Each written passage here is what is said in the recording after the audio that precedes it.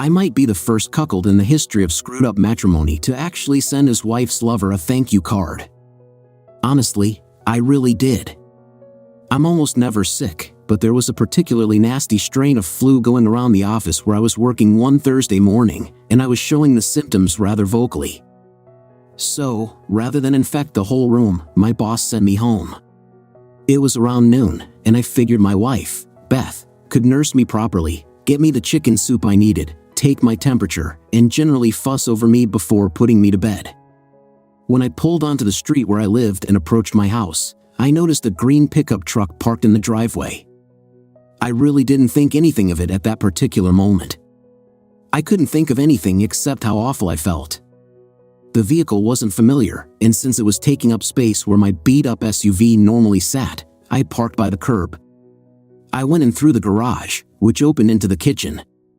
There was no sign of Beth in the kitchen or the front den. At that point, a queasy feeling unrelated to the flu began to build in my gut, especially when I approached the back of the house where our bedroom was located and began to hear the telltale sounds of sex. I tiptoed toward the door, which was cracked ever so slightly, and peeked in.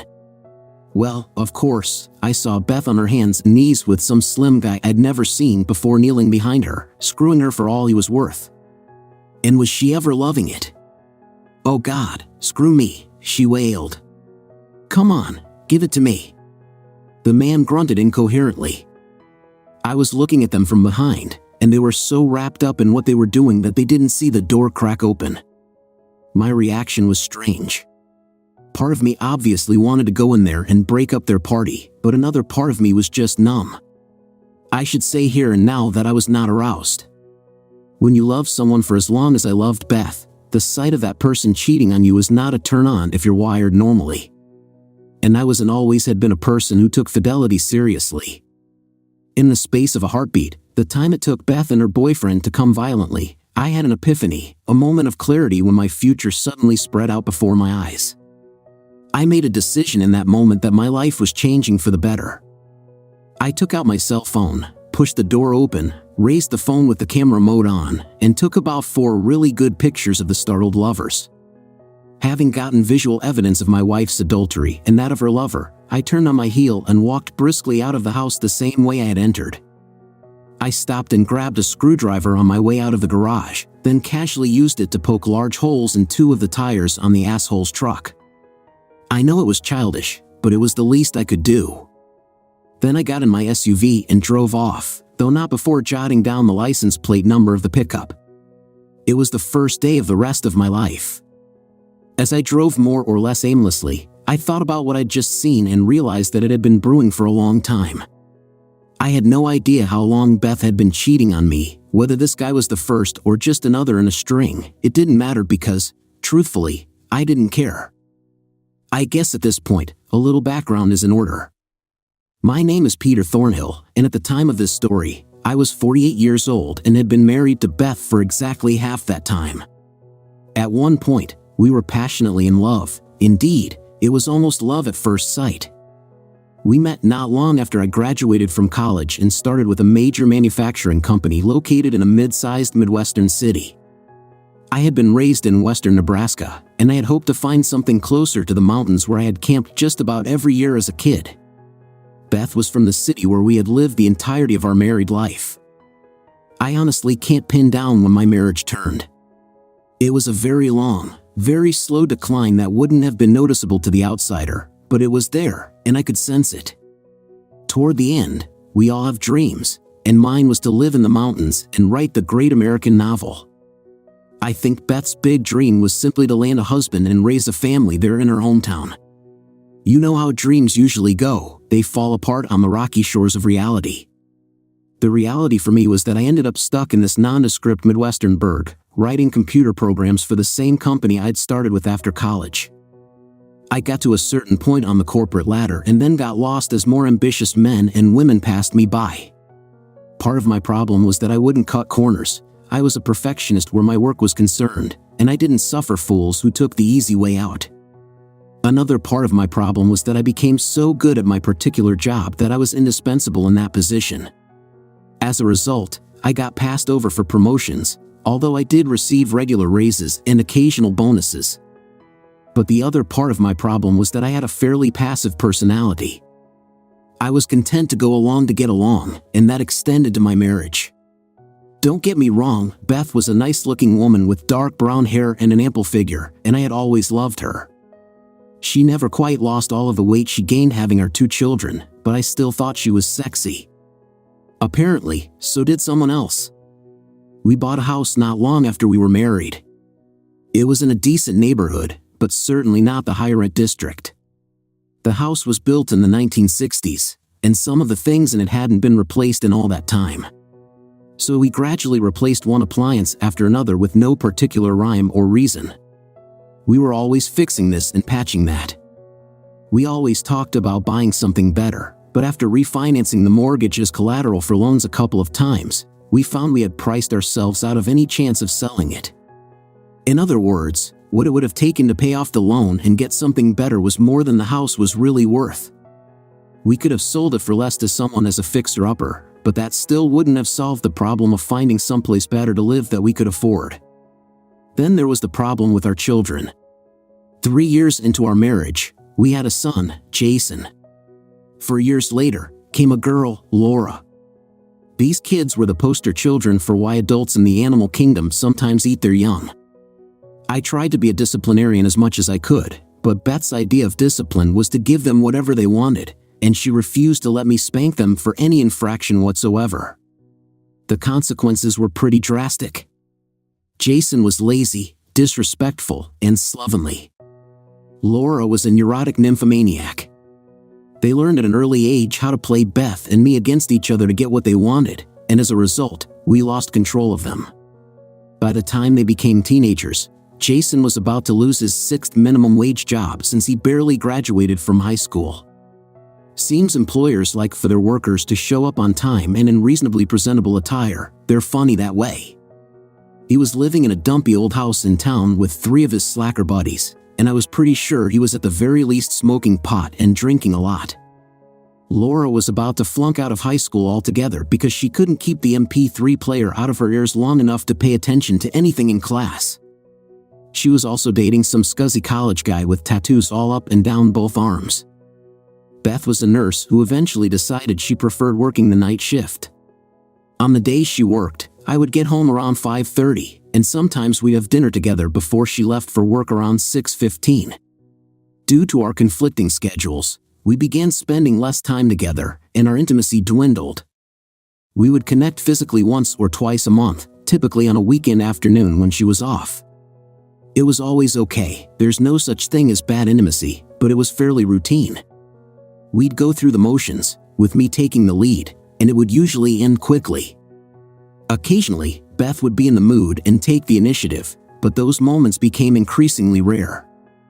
Things were relatively stable until about 18 months before this particular incident, when Beth's mood began to shift. She had always been a bit temperamental, but menopause seemed to hit her hard. She started finding reasons to avoid intimacy, at least with me, citing headaches, tiredness, or going to bed much earlier than I was ready for. Along with this, she began to criticize more often, finding fault in things I did or didn't do. Looking back on it, the signs were there, I just didn't see them. I'd sometimes call the house during the days when I knew Beth should have been up and around, and I'd get no answer. Sometimes she'd stop in for drinks with some coworkers at an all-night bar that catered to night shift workers. A few times, she'd come home on weekends when she'd worked and immediately start a load of laundry like she had something she wanted to wash before I could see it. Everything pointed to Beth's adultery, but like I said, it really didn't matter. So, let's review. I was stuck in a dead-end job in a nowhere town. I was living in a rundown house that was overpriced. My sex life was in the toilet. My witchy wife was cheating on me, and my children were budding delinquents. What would you do? Probably what I did. Actually, the very first thing I did was go to the walk-in clinic to see about my flu. I got a steroid shot and a prescription for an antibiotic. Feeling a little better, I went to Walmart to have my prescription filled and to buy some things I needed: toiletries, a hot plate, a small pot, some soup, and sodas. Then I drove all the way across town and got a motel room. I had stopped at the bank on my way to Walmart and withdrawn some cash to pay for a place to stay for a couple of days. Once I got settled in, I sat down and wrote out a game plan for the next few days while I heated a can of soup. I ate as much as I could, put the rest in the mini refrigerator, crawled into bed, and crashed. It was dark when I awoke, and I was a little disoriented until I remembered where I was and why I was there. I was still weak from the flu and, really, I was too dazed by my illness and the shock of seeing Beth like that to fully absorb what had happened. I heated up what was left of the soup, drank a Sprite, and watched a football game on TV before going back to bed. I did check my cell phone and saw a dozen calls from Beth. I smiled grimly at that. Let her sweat, I thought. I woke up the next morning feeling quite a bit better. The first thing I did was call the office to tell them I wasn't going to be into work. My boss's secretary answered the phone, and after I explained why I was calling, she told me that Beth had called all afternoon looking for me. She did she? I said. If she calls today, and I imagine she will, just tell her I've called in sick and won't be in today. That'll at least get her off your back. Pete, where are you? She asked. Let me put it this way and see if you can figure it out, I said. I'm not at my house. Okay then, she said, and I hung up. I had made it very plain that I no longer had a home.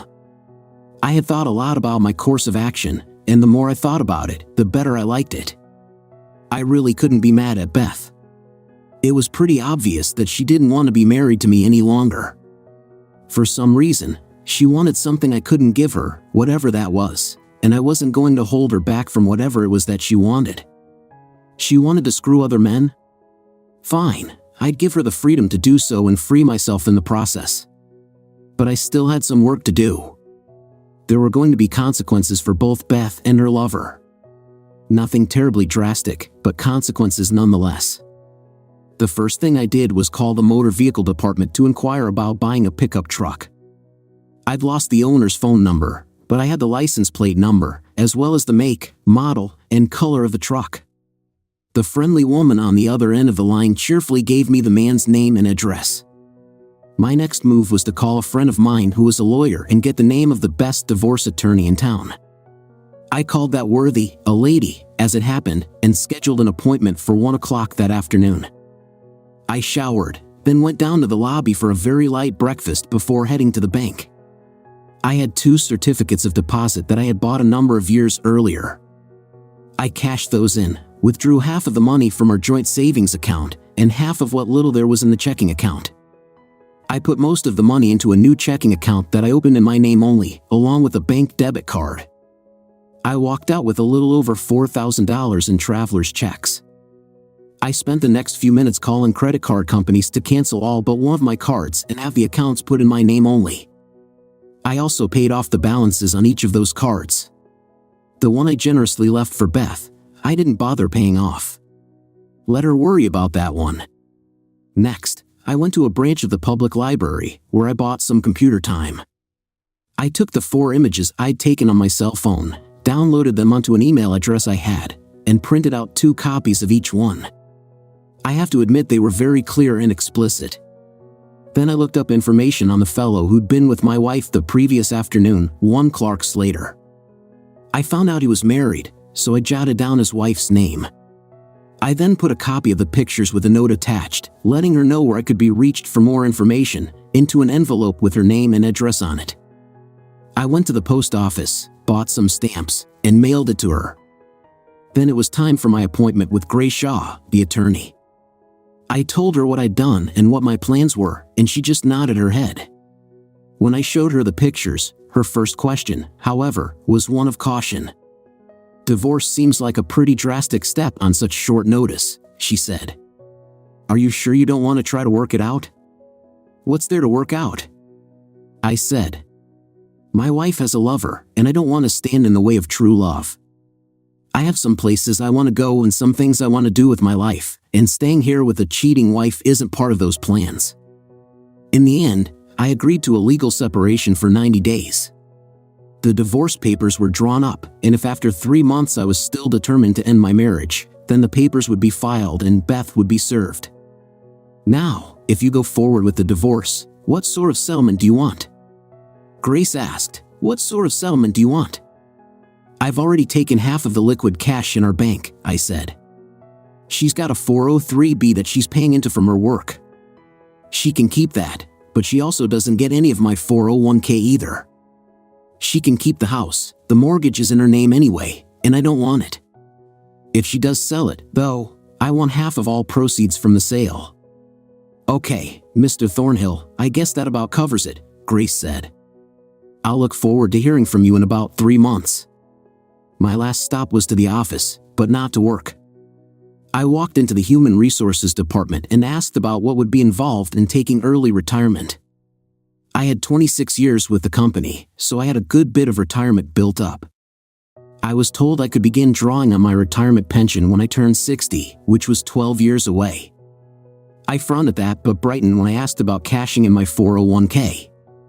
Of course, the lady at HR strongly discouraged that because of the hefty tax penalty I'd have to pay.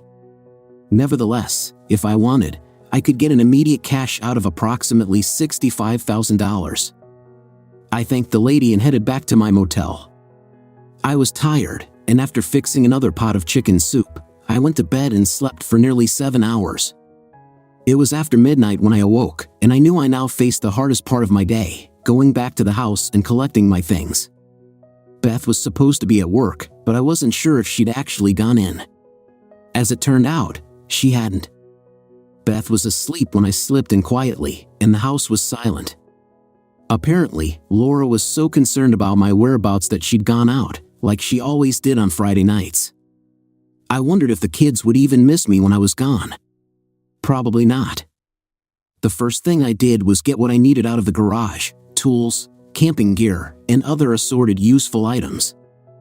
I went into the little office area and got my laptop. I plugged it in and downloaded some files from the home PC onto the laptop, then carried it to my vehicle. I had a couple of boxes with me that I loaded with CDs, a portable player, a lot of books, and some mementos that meant something to me, including a few pictures, though none of Beth. After I loaded that stuff into my vehicle, I got some suitcases out and walked softly into my former bedroom. I was about halfway finished with packing when I heard a small gasp behind me and then Beth's voice. "Peter, where have you been?" she said. "I've been worried sick about you." "Have you now?" I said, trying to keep the anger out of my voice. "What are you doing?" "Beth," she said. "What's it look like I'm doing?" "Packing," I answered sarcastically. "Packing," Beth said in a trembling voice. "Give that girl a gold star for brilliance," I said. "Peter, I'm so sorry," she began. When I stopped her, I said, "Beth, I don't want to hear your excuses or your apologies. It really doesn't matter why or how or even who, although I do know that much. You want to love someone else? Fine, I'm letting you. But I don't love him." "I don't want him," she began. "I love you." "I don't want him." "I want you." "Could have fooled me," I said in an acidic tone. "It sounded to me like you wanted him pretty badly yesterday afternoon." Let me see if I can recall the exact words. Oh God, screw me. "Isn't that about it?" Beth just buried her face in her hands, sobbing uncontrollably. I looked at her evenly. Whatever brief flash of anger I'd had was gone, replaced by, I'm not sure, pity? No, not that. Disdain?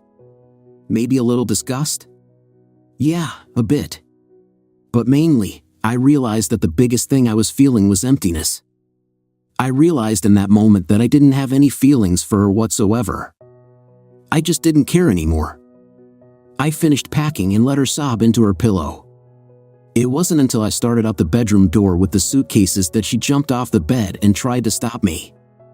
"Wait!" Beth cried. "Don't leave me. Pete, please, can't we work this out? Please, I'm sorry. It wasn't anything. It was just sex." I just stared at her silently as I carefully extricated myself from her clinging arms and walked to the front of the house. Beth followed me, sobbing hysterically.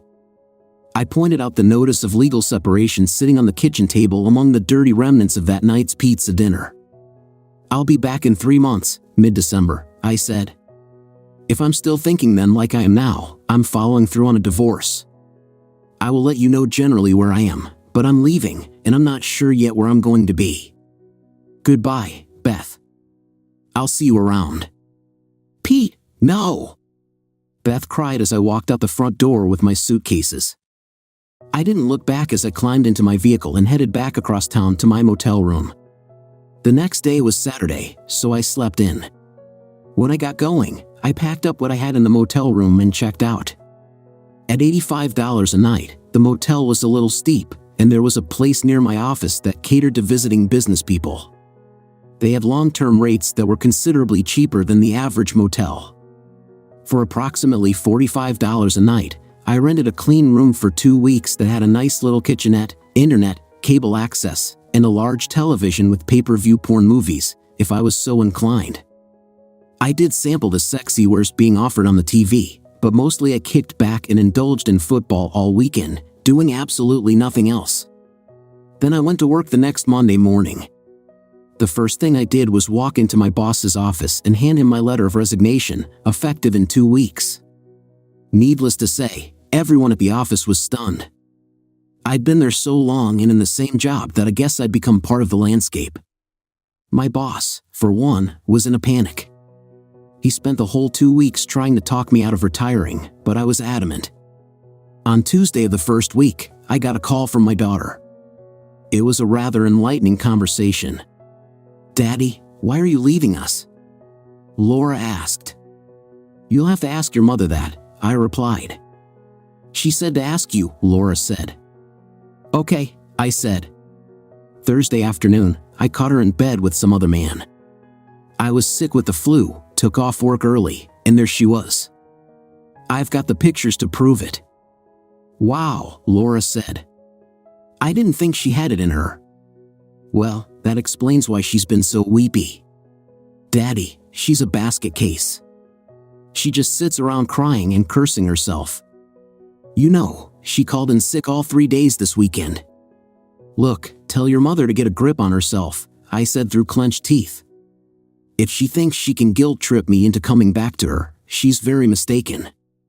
I've already put in for my retirement, and a week from Saturday, I'm out of here. After that, what she does, what you do, and what your derelict brother does are none of my concern." "Well, I love you too, Dad," Laura cried. "Hey, you never gave a flying fig about me before. Now, why should you start now?" I said. "You're just afraid the gravy train's fixing to roll out of the station." "That's not true," Laura said a little pensively. "I need you. You're the only one in this house with any sense, and I don't know what's going to happen without you." "Oh, I'm sure you'll manage," I said. "Look, Laura, I'm sorry about what I said. That was mean of me. I'll be in touch, and I'll be home for Christmas, okay?" "I love you, really," she said. "I know, Daddy," she said with a sniffle. "I love you too." Jason never did call. I had a pretty busy 2 weeks.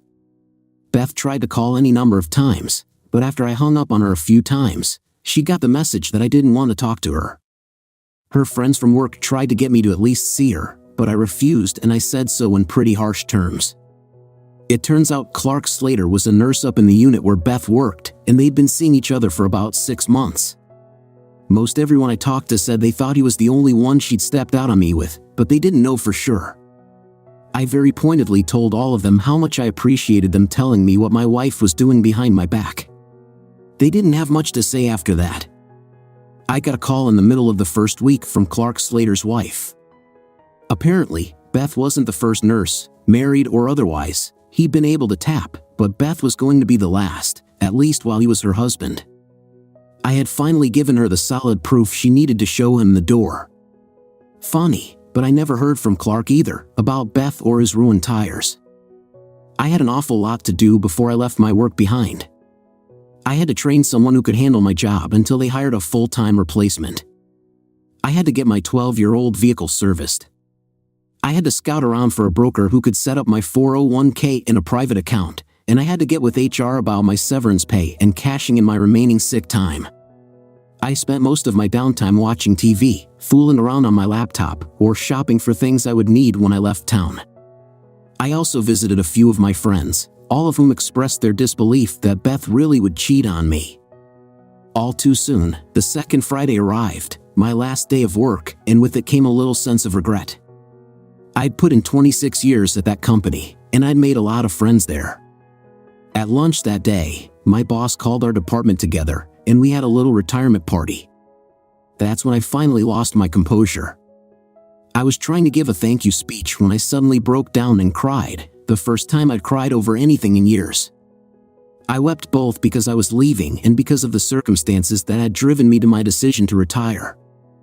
I had kept myself so busy over the previous 2 weeks that I hadn't given myself a chance to let out the emotions over Beth's cheating, and seeing my colleagues gathered in my honor was just too much for me to overcome. But I got over it pretty quickly, especially when Marcy Glover came over to me and invited me to an after-work gathering with a few of them at Chili's. Of course, I said yes, even though I made it clear that I don't drink. Marcy was a fellow computer geek, but she was a damn good-looking geek. She was in her early 30s, a tall blonde divorcee with a 10-year-old daughter who was spending the weekend with her father. As she told me that, she gave me a very smoky look. I'll admit that kind of confused me. I mean, I'm not bad looking.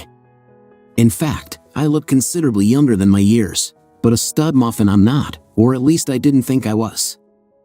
I'm a little shorter than average, about 5 feet 9 inches, I wear glasses, I have a little bit of a belly, and while I'm no weakling, I'm no fitness freak either. But I was about to find out that I had more sex appeal than I'd ever imagined. There was a group of 7, 3 women and 2 men, besides Marcy and myself, and for once in my life, I was the man of the hour. We sat for several hours drinking beer, well, I had tea, and told stories about the plant, the town, and each other. In the midst of the festivities, we also took time to have dinner. As the night wore on, I was sitting next to Marcy, and it became rather obvious that she was coming onto me. She was sitting real close, putting her hand on my thigh or on my arm. I couldn't decide whether she was just doing that because she was drunk or whether she was serious. Finally, about 9 o'clock, we started drifting our separate ways. I wanted to get an early start the next day and got up to leave. Then I looked over at Marcy and saw that she really shouldn't drive home, so I offered her a ride. After getting hugs and handshakes wishing me well, I walked Marcy out to my car. When we got in, she moved in real close to me, put her hand on my thigh, and gave me a penetrating look. "I'm really not all that drunk," Marcy said. "I just wanted you to give me a ride, and not home either." "So where do you want me to take you?" I said, deliberately playing dumb. "Take me to your motel," she said, and she pulled my face around and kissed me hard and deep. "Marcy, you don't have to do this," I said when we broke apart. "I mean, yeah, I'm lonely, but I don't want any sympathy." "Sympathy's got nothing to do with it," she said. "Pete, I've had the hots for you ever since I started working there, and I've finally got a chance. I'm not passing it up." "You've had the hots for me?" I said. "Come on, Marcy, look at me. I'm a fat, gray-haired old man." "In the first place, you're not fat," she said. "In the second place, your hair makes you look sexy. In the third place, you're very good-looking, and in the fourth place, you're one of the nicest men I know. You're one of the few men in that building who's never made a pass at me or any of the other gals, for that matter. Trust me, we've noticed. You've always been a gentleman." "I've always been a married gentleman," I said with just a trace of bitterness. "Look, you're going off tomorrow, and you deserve some TLC before you go," Marcy said. "Now are you going to take me back to your motel and screw me or not?" I laughed then and started up my vehicle. The truth is, I'd had many fantasies about Marcy Glover, but I always figured she was out of my league. Besides, I was a married man who believed in fidelity. Technically, I guess I was still married, but I was already legally separated, and in my heart, I knew my marriage was over. Marcy Glover was offering me her body, and I'd be damned if I was going to pass it up. As soon as the door to my room closed, we were instantly drawn to each other, kissing passionately, our hands exploring one another. It wasn't long before I found myself admiring Marcy's slender figure as she sat back on the bed. Her presence was captivating. I was ready for the moment. It had been over a week since I had any real release, so I was eager for what was to come. This experience felt different, though. Marcy was much more engaged than I had been used to, at least in my previous experiences. We held each other close, moving together in harmony, each of us focused on the other's pleasure. I could see the anticipation building on Marcy's face as she approached another peak of satisfaction. I leaned back on the bed, watching as Marcy sat up and carefully adjusted herself for what was to come next. "Thanks," I said. Beth would never let me do that. She thought it was demeaning. "I can see where some women might think that," Marcy said. "Personally, I love it." We lay back on the bed and rested. Then I made love to her again, this time a little more leisurely. After that, we fell asleep together. We made love one final time with the pale light of dawn filtering through the drapes. Then we got up, showered, and dressed. Marcy helped me pack. Then I checked out and drove her back to where her car was parked. Before she left, she gave me a very soft kiss and then stared into my eyes. "Pete, all I can say is your wife's an idiot," she said. "She doesn't know what she's thrown away." "Well, I guess sometimes you get used to someone and get in a rut," I said. I probably let things slide too much from my side. "You know how it goes." "Yeah, I guess I do," Marcy said. "Pete, I hope you find what you're looking for. But if you ever decide to come back here for any length of time, look me up. I guarantee I'll treat you a hell of a lot better than Beth did." "Thanks, Marcy," I said. "I'll stay in touch. You never know what's going to happen. You take care, okay?" "You too," she said. "You be careful." With that, I was off. I put my vehicle on the interstate headed west and didn't look back. I was off alone to travel the country with no plans, no itinerary, no agenda. I had some places out west I wanted to see, some things I wanted to do, but I had no particular schedule. I would go wherever my nose led me. It was something I'd wanted to do for years, but had never been able to do. Either I couldn't afford it, I had family concerns, or work concerns. Now I had none of those things holding me back. My first destination, however, was my old hometown. I wanted to spend a few days with my folks, who were starting to get on in years, and I also wanted to see some old friends. I ended up seeing one I hadn't counted on, and it was a delightful experience.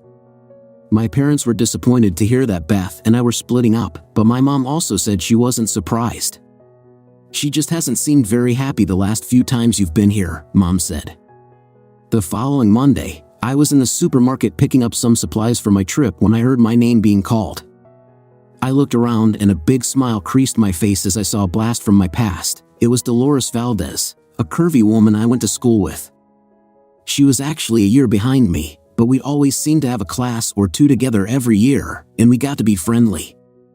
At the time, Dolores was a hot number who was a little too fast for me, but time had slowed her down a bit. She had learned the hard way that the fast life wasn't always the good life, but time had still been generous to her because she was still a stone beauty. If anything, age had made her better looking than when she was in high school, softening her features and adding a little padding in strategic places.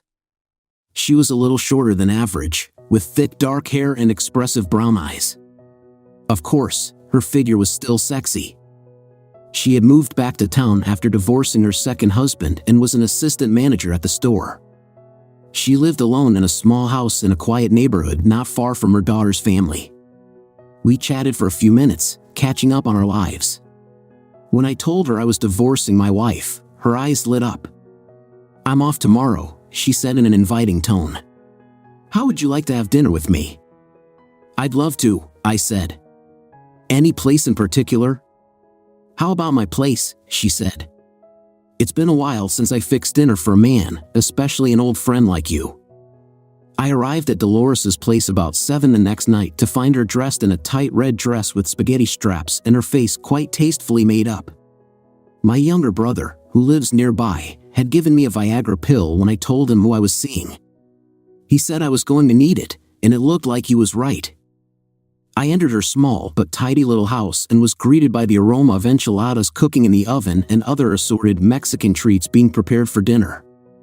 I was about to discover that Dolores was a terrific cook, but I also learned that she was a skilled conversationalist. While waiting for dinner to finish cooking, we sat in her living room, real close, and got caught up with each other's lives. She was very understanding about what had happened to me and also about what had happened to Beth. Dolores had wrecked her first marriage by cheating, but her second marriage had fallen apart because her husband was cheating. So she was able to give me insights from both sides of the fence. It didn't make me feel any better about it, but it did help. Dinner was something special: enchiladas, tostadas, rice, and the best flan I'd ever tasted in my life. "How do you stay as slim as you do when you cook like this?" I asked as I pushed my bloated belly away from the table. "Oh, I only cook like this on special occasions," Dolores said with a laugh. "If I ate like this every day, I'd be as wide as I am tall." We retired to the front room then and sat real close on the couch again. We talked for a bit, getting around to why she'd invited me over that night. "Because I wanted to do something I never got a chance to do when we were in high school," she said. "You were always so nice, so cute, so sexy, but I knew I could never have you then. Mama and Papa wouldn't have approved of me dating a white boy. You know, it's very ironic, very sad.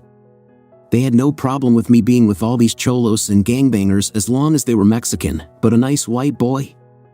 Forget it. But you don't have that problem now, do you?" I said as I brought my face real close to hers. We kissed then, and I lost myself in her full lips and active tongue. Dolores was acting like a hungry woman, a woman who hadn't had any in a while, which amused me. She got a little teary when I asked her how long it had been since she'd had a man. "Too long," she said. "When I came back here, I made a vow that I wasn't going to let my past trip me into stupid relationships, but memories die hard in a small town. If I had $5 for every time I've been propositioned in the past year by somebody I went to school with, I wouldn't have to work. That's why this is so special for me. You never looked down on me back in the old days, and you'd have never made an improper advance if I hadn't invited you here. I know you wouldn't." "Doesn't mean I wouldn't have thought it," I said with a chuckle. "Believe me, Dolores, I had a lot of fantasies in high school, imagining myself with you."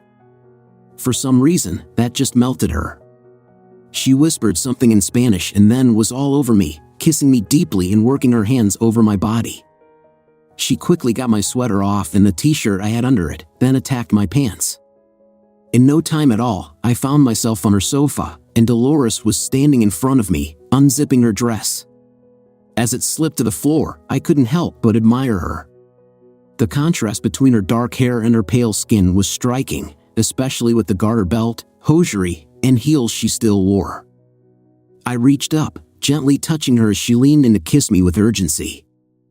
"I want you," she said with desire, and I certainly wasn't going to disagree. I wanted her too. Hearing such words from a woman like Dolores, especially after my experience with Marcy, gave me a significant boost in confidence, reaffirming that I still had plenty to offer. Dolores kissed me passionately and whispered in my ear, expressing her desire for me to be close to her. Never let it be said that I don't give a hot woman what she wants. When I was satisfied, I lifted myself up, then collapsed onto her back and laughed in utter contentment. That moment was the first time I thought about thanking Clark Slater for setting the events in motion that had led me to that point. Thanks to Clark and his tawdry affair with my wife, I was free from my comfortable but boring life in a nowhere town, an increasingly loveless marriage, a chaotic family life in a decaying house, and a job that had long ceased to challenge me in a large corporation where I was lost in the shuffle. I was free to go anywhere, do anything, and be with anyone I wanted. I couldn't have done that with a clear conscience had I not caught my wife and her lover in the act of adultery. After catching our breath, Dolores and I retired to her oversized bathtub, one of the few extravagances she'd indulged in since returning to town, where we spent a long time bathing each other and kissing. We ended up making love again right there in the bathtub, then moved to her bed and made love once more before we finally passed out from well-sated exhaustion. The next day, I spent time with my family. Then, I set out in earnest the following day. As I drove, I reflected that it had been exactly 3 weeks since I'd caught Beth and Clark. 3 weeks that had completely changed my life. This trip was the first step in living my new life. Over the next 3 months, I wandered the western half of the country, seeing places I had only read about. My first stop was Mount Rushmore, followed by a couple of days exploring the site of the Battle of Little Bighorn. I walked the grounds and communed with the ghosts of Custer and the 7th Cavalry, as well as Crazy Horse and his warriors. After that, I drove to Jackson Hole and camped out for a week and a half while touring Yellowstone and the Grand Tetons. I had to laugh when I got my first look at the Tetons, thinking that the French who named them must have been awfully hard up to see women's breasts in those jagged peaks. From there, I drove up to spend some time in northern Idaho, camping on the banks of Lake Pend Oreille. I had been there once before as a teenager at a Boy Scout jamboree in 1969.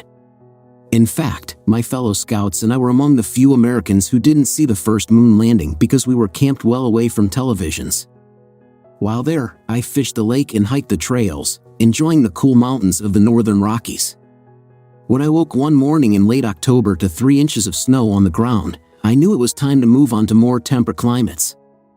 I went to Seattle, then down the Pacific coast through Oregon to spend some time in the Napa Valley. Yes, I did sample some of the excellent wine the area produces before heading to Yosemite for several days. After that, I visited an aging aunt and uncle in the Los Angeles area and achieved a long-held desire to see Southern Cal play UCLA in the Rose Bowl, one of the truly big rivalries in college football at one of the most historic stadiums in the country. I also spent a day at the beach in Venice, getting an eyeful of all the California hard bodies that hang out there, wearing very little. While in a gift shop across the street from the beach, I saw a postcard and got the wicked idea of sending one to my wife and her lover. It showed 4 very nubile, scantily clad women with the heading that read, "Greetings from Venice Beach." I wrote a note on each one, thanking them for screwing around on me so I could take this trip, then sent one to the house for Beth and one to the hospital for Clark. That was the weekend before Thanksgiving, and it was time for me to get to where I really wanted to go. My best friend from high school lived in Durango, Colorado, a beautiful mountain town not far from the Four Corners. He and his wife had started a small business and needed someone to help with computer marketing and other cyber-related tasks. It was perfect for me. He owned a small house that he'd been using as a rental property where I could stay, and he offered a flexible work schedule that would allow me the freedom to go wherever I wanted, whenever I wanted. I had spent a lot of spare time on the road doing a lot of writing and had the makings of a pretty good book. I simply wrote about myself, my trip, and why I was doing it, along with other pertinent reflections. Once I completed my business with Beth and settled in Colorado, I'd have time to polish my work. It was all about the changes in a middle-aged life as a result of one disastrous event. I didn't know it that Monday when I headed east toward Colorado, but my life was about to change again in a completely unexpected way. I had been in Durango a couple of days when Chris, my friend Kyle's wife, announced that she had invited a friend of hers over to share Thanksgiving dinner with us. This woman lived alone, Chris said, and didn't socialize much, but Chris hated the thought of someone being alone on Thanksgiving, so she had extended the invitation, and it had been accepted. Funny how life pivots on little decisions like that. Maybe I would have met Maureen McDermott anyway once I moved to Durango, but who knows what might have happened in the interim. Perhaps she'd have decided to move on, or maybe someone else would have swooped in and swept her off her feet. I don't know. All I do know is that when Maureen walked through the door of Kyle and Chris's house, my stomach did a shimmy, and before the day was out, I was determined to make her mine. Maureen was a woman in her mid-30s, quite tall at nearly 6 feet, slender but not bony. She had a pale complexion peppered with freckles, flaming red hair cut very short, and soft green eyes that were an enchanting blend of mischief and sadness. When she spoke, it sounded like a symphony of leprechauns. Yes, she was a full-blooded native of Ireland who had come to the States with an Irish dance troupe, one of those river dance groups, and had settled in Denver. She had moved to Durango about a year earlier after breaking off an engagement 2 days before the wedding. It seemed she had caught her groom-to-be at his bachelor party in the act of screwing a stripper who had been hired for the night. She hadn't intended to crash his party, but she and a couple of her girlfriends had been on their way to breakfast after their own party when she happened to pass a strip club and saw her fiancé and his group coming out. One of the girls from the club was wrapped around her betrothed, and she decided to follow them to see what happened. It had been an emotionally scarring event, one more blow in a life that had seen plenty of them. Her father had been an alcoholic who beat her mother until they fled him when Maureen was 15. After he started beating on her, she said, her father stalked them relentlessly until the police finally stepped in and he was charged and convicted of spousal abuse. She had subsequently been assaulted while on holiday in London when she was 22 and had her heart broken several times after that, culminating in her fiancé's cheating. I think the reason we hit it off so well was because we both understood what cheating was all about. Over the previous weeks of traveling, I had thought a lot about Beth and what she'd done, and I couldn't get past the inconsistency of her protestations of love for me with the image of her in bed with another man. She had cheated on me in our marriage, and I didn't have a clue as to why. I had been telling myself all along that I didn't care, but that wasn't entirely true. I did care. I wanted to know what had happened to the love we'd once shared and why Beth felt she was entitled to take a lover on the side, knowing how I felt about fidelity. I did keep up with what was going on back home, mostly through emails to and from Laura, who seemed to have decided at this late date to repair our relationship. She was plainly worried about Jason, who had indeed lost his job and was begging Beth to let him move back in. I spoke to Beth a couple of times briefly, but whenever she started to get weepy or tried to apologize, I cut her off. I did promise her that I would sit down and listen to her when I got back. It wasn't going to change anything, but I wanted to hear what she had to say. Nothing was going to change my mind. By then, I had made my decision on what I wanted, and I wanted to live in Durango. As a result, I spent 3 weeks getting settled in my new home and helping Kyle and Chris with their business. I was also spending a lot of time with Maureen. We talked long and deep on Thanksgiving night about everything, to Chris's amazement and delight. When I walked with her out to her car, we looked at each other and kissed.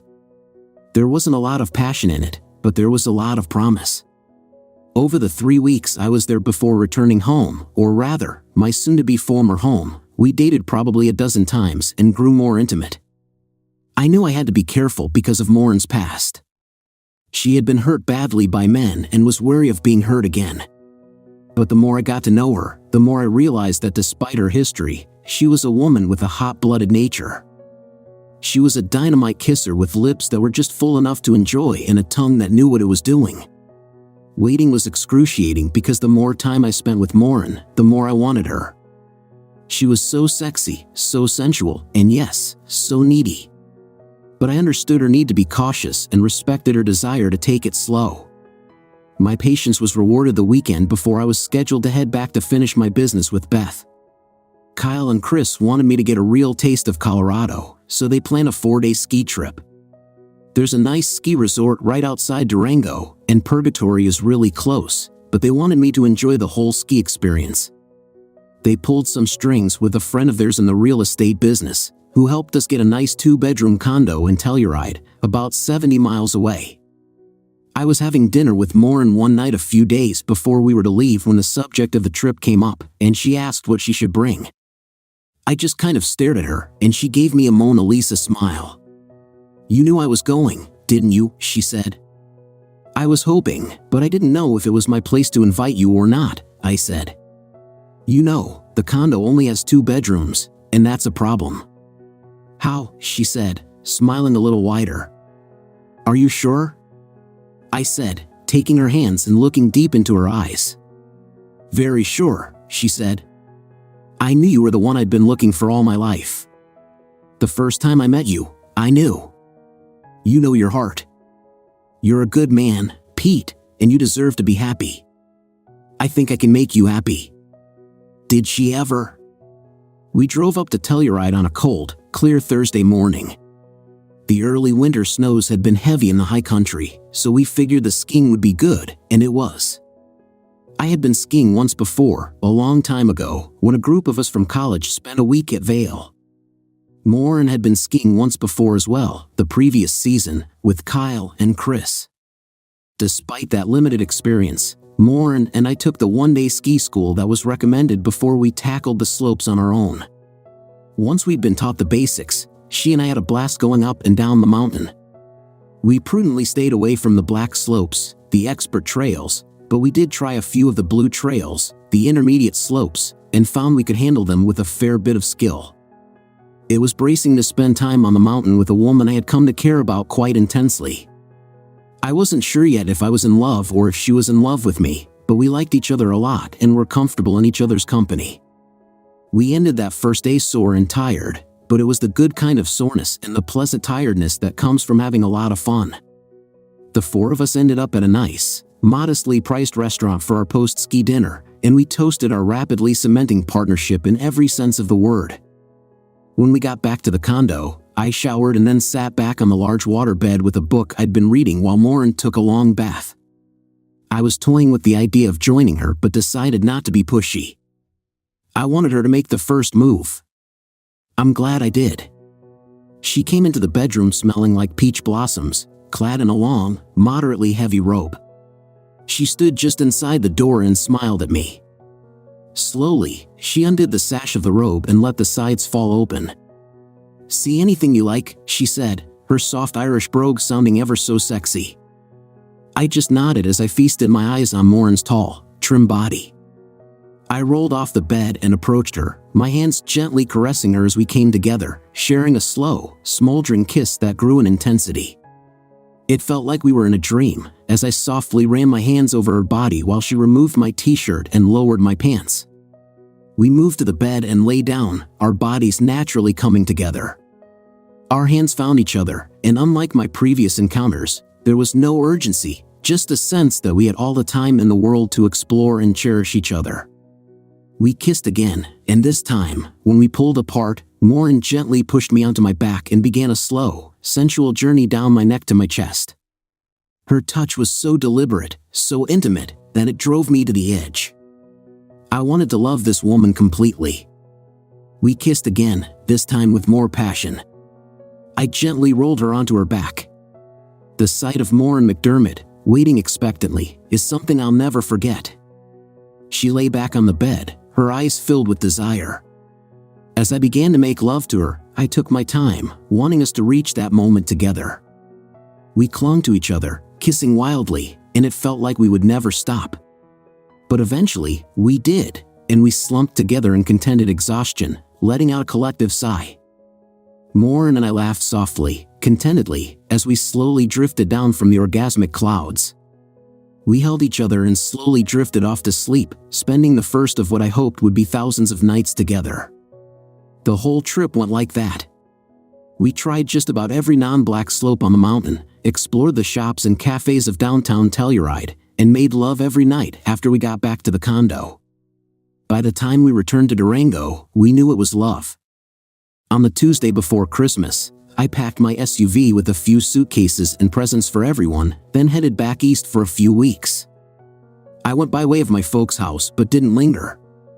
I did visit Dolores to give her a present, but I didn't sleep with her. I told her I'd found someone in Colorado that I wanted to commit to, and she smiled as she said she understood. "I'd have expected nothing less from you," she said. Marcy Glover was much the same way.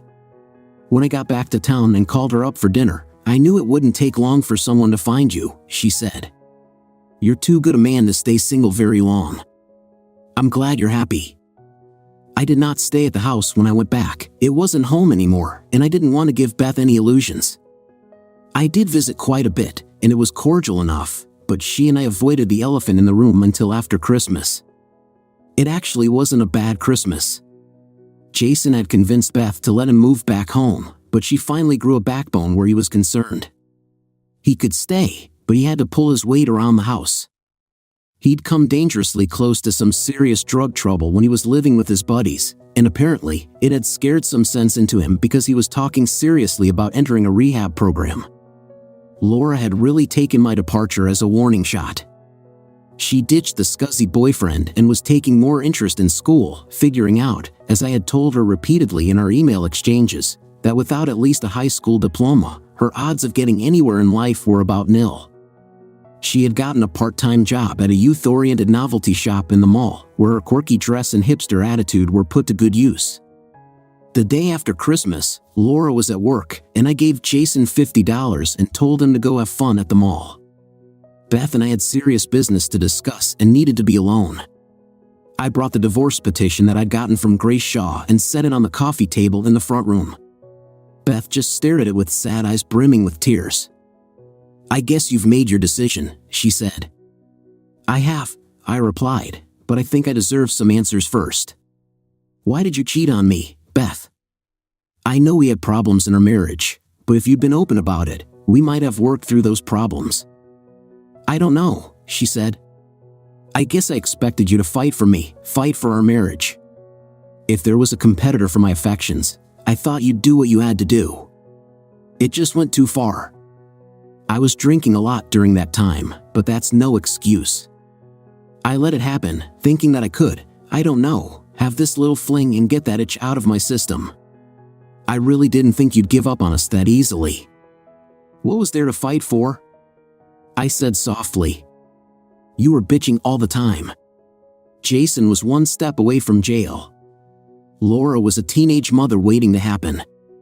The house was a wreck. Work was boring. And then you started cheating on me. Honestly, what was there to fight for? And that still doesn't answer the question of why you decided to screw another man behind my back and then kept unscrewing him for 6 months. That's something I just can't get my mind around." "A new experience," Beth said. "It was a jolt of excitement in a boring life. I guess I just needed something more. But Pete, you have to believe me, I've never stopped loving you. You were always the number one man in my life, and you always will be." "I don't doubt that," I said, "although I'm having some trouble believing you loved me when you were entertaining Clark, especially when you were finding excuses not to have sex with me. I may have been the number one man in your life, like you say, but you were still paying a lot of attention to number two." "I'm so sorry about all of that," she said in a very small voice. "I guess I lost track of what was really important." "So, do you hate me then?" "No, of course not," I said. "We had 24 years together, and a lot of them were good years. You're the mother of my children, bless their hearts, and I think, in the main, you're a decent person who got confused and made a costly mistake. No, I don't hate you, Beth, but I don't love you anymore. That died the day I walked in on you and your lover. Maybe we just drifted apart, and Clark saw an opening. Actually, I owe you my thanks. What you did provided the spark that allowed me to have a new life, doing things I always wanted to do in places I always wanted to be." "Well, it certainly agrees with you," she said. "You look great. You do deserve to be happy, I guess. And I guess I deserve to be miserable, don't I?" I said as I watched Beth finally lose her composure. I didn't want to, but I went to her then and held her one last time, letting her cry. After she calmed down, she signed the divorce agreement. Since we were in a no-fault state and we were divorcing on the nebulous grounds of irreconcilable differences, the divorce would be final after 60 days. I stayed a couple more days to pack up the rest of my things and to visit with the kids. I was still worried about Jason, but it looked like Laura was going to be all right. She had found her niche in retail sales and seemed to have gained a newfound respect for me. On the next to last day of the year, I said my final goodbyes and headed off to settle in Durango for good. That was 3 years ago.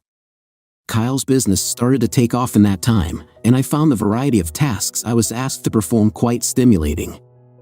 I spent a lot of time polishing up my book, and when I had what I believed was a finished product, I started shopping it around to publishers. I had to endure a half-dozen rejections before I found one that liked it. The book received some nice reviews and managed to make the lower end of some bestseller lists. It's on its third printing and still sells modestly. I'm working on a second book, a novel about Custer, and I have a computer full of odds and ends, essays, and ramblings that I may or may not ever get published. It doesn't matter. I'm expressing my creative side in a way I never did before. Morin and I fell deeper in love, and 8 months after we met, we were married in a small ceremony in Durango.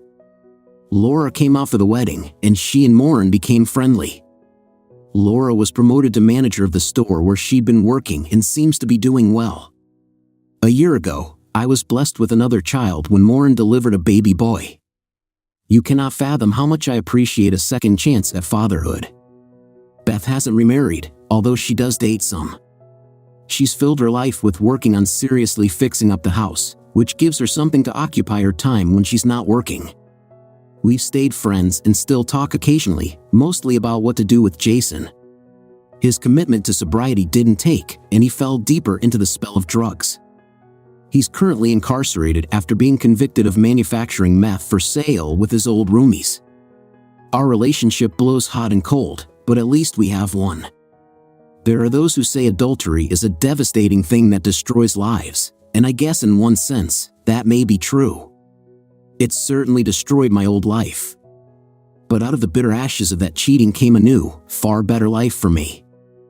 I'm living the life I always dreamed about when I was growing up, in a place where I always wanted to be. That would not have happened had I stayed married to Beth. She did me a favor when she started cheating on me, and as a result, I was liberated to follow my own path. The best revenge is living well, and I'm living a pretty damn good life because of my ex-wife and her lover. Thanks, guys. I needed that.